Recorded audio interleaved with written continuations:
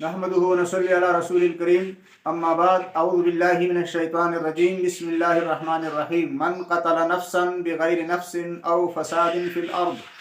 فكأنما قتل الناس جميعا ومن احياها فكأنما احيا الناس جميعا صدق اللہ العظیم۔ میرے محترم سامعین، سورہ مائدہ آیت نمبر 32 میں اللہ رب العزت نے ارشاد فرمایا ہے کہ جس نے ایک جان کو قتل کیا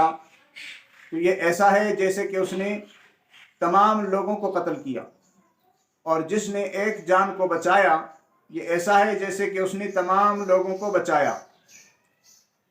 یہاں پہ اللہ رب العزت نے من قتل انسانا نہیں فرمایا اور نہ من قتل حیوانا فرمایا ہے، بلکہ اللہ تبارک و تعالیٰ نے فرمایا من قتل نفسا، جس نے ایک نفس کو قتل کیا۔ اور نفس کیا چیز ہے؟ نفس ہر متنفس کو کہا جاتا ہے، یعنی وہ چیز جو سانس لیتی ہے اور جان رکھتی ہے۔ اور یہ سائنس میں ہم نے پڑھا ہے اور سائنس کے تجربات سے یہ بات ثابت ہو گئی ہے کہ ہر نباتات جو ہیں وہ بھی سانس لیتے ہیں، کھاتے ہیں، پیتے ہیں اور بڑھتے ہیں، لہذا نفس میں وہ بھی شامل ہیں۔ یہاں پہ اللہ تبارک و تعالیٰ نے انسان کا نہیں فرمایا، نہ حیوان کا فرمایا ہے، بلکہ متنفس کا فرمایا ہے، نفس کا فرمایا ہے۔ اور نفس میں پھر یہ سارے نباتات بھی آ جاتے ہیں اور سارے حیوانات بھی آ جاتے ہیں اور حشرات بھی آ جاتے ہیں اور انسان بھی آ جاتے ہیں۔ اب کسی بھی زندہ چیز کو مارنا ایسا ہے جیسے کہ پوری کائنات کو مارنا، اور کسی بھی زندہ چیز کو بچانا ایسا ہے جیسے کہ پوری کائنات کو بچانا۔ یہاں اس آیت میں اللہ رب العزت نے کسی جان کو مارنے کے لیے 2 ہی صورتیں جائز فرمائی ہیں، مستثنیٰ فرمائی ہیں، اور وہ 2 صورتیں یہ ہیں کہ بغیر نفس ایک لفظ فرمایا اللہ نے کہ کسی دوسری جان کے بدلے میں نہ ہو، او فساد فی الارض، یا زمین میں کسی فساد کی وجہ سے نہ ہو،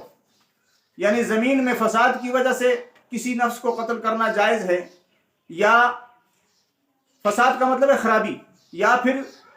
کسی دوسری جان کو قتل کیا ہو اگر اس نے تو اس کے بدلے میں قتل کرنا جائز ہے۔ اس کے علاوہ بلا وجہ کسی جان کو قتل کرنا جائز نہیں ہے، اور یہ اتنا بڑا گناہ ہے جیسے کہ پورے کائنات کو قتل کرنا۔ ایک جان کو قتل کرنا اللہ نے فرمایا اتنا بڑا گناہ ہے جیسے کہ پورے کائنات کو قتل کرنا، یعنی ایک زندہ چیز کو جو سانس لینے والی چیز ہے اس کو قتل کرنا ایسا ہے جیسے کہ پورے کائنات کو قتل کرنا ہے، اور اس ایک کو بچانا ایسا ہے جیسے کہ پوری کائنات کو بچانا ہے۔ اب جو لوگ جنگل کو آگ لگاتے ہیں تو ان کو اس چیز کا احساس نہیں ہے، اس لیے کہ وہ بیچارے قرآن و حدیث سے ناواقف ہوتے ہیں، اور وہ سمجھتے ہیں کہ بس ہم تو درختوں کے پتے جلاتے ہیں، وہ آگ لگا لیتے ہیں، اور اس کے اندر اللہ کی بے تحاشا مخلوق، ایک نفس، ایک سانس لینے والی چیز کا قتل کرنا، اگر پوری کائنات کا قتل کرنا ہے تو وہاں پہ تو کھربوں نہیں بے شمار اللہ کی مخلوق اس آگ میں جلتی ہے اور راکھ ہو جاتی ہے، تو پھر اس کا کتنا بڑا گناہ ہے۔ ہم جو لوگ قرآن سے واقف ہیں، احادیث سے واقف ہیں، ہماری یہ ذمہ داری بنتی ہے کہ ہم ان لوگوں کو یہ بات باور کرائیں اور یہ سمجھائیں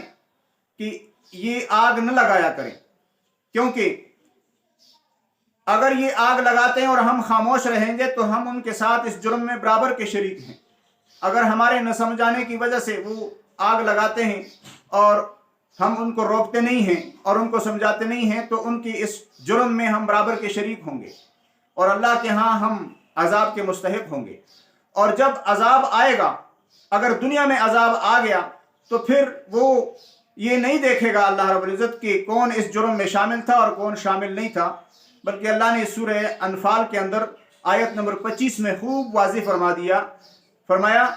کہ وَاتَّقُوا فِتْنَةً لَا تُصِيبَنَّ الَّذِينَ ظَلَمُوا مِنْكُمْ خَاصَّةً، آپ اس فتنے سے اپنے آپ کو بچائیں جو تم میں سے خاص طور پر ظالموں کو نہیں پہنچے گا، بلکہ وہ عذاب جب اللہ کا آئے گا تو سب کو اپنی لپیٹ ملے گا۔ تو اس لیے ہمیں چاہیے کہ ہم جنگلوں کو آگ لگانے والوں کو سمجھائیں کہ بھئی یہ بہت بڑا ظلم ہے، ظلم عظیم ہے، قتل عظیم ہے، اور فساد عظیم ہے، اس لیے یہ آگ نہ لگایا کریں، اس میں اللہ کی بے تحاشا مخلوق مر جاتی ہے۔ وما علینا الا البلاغ۔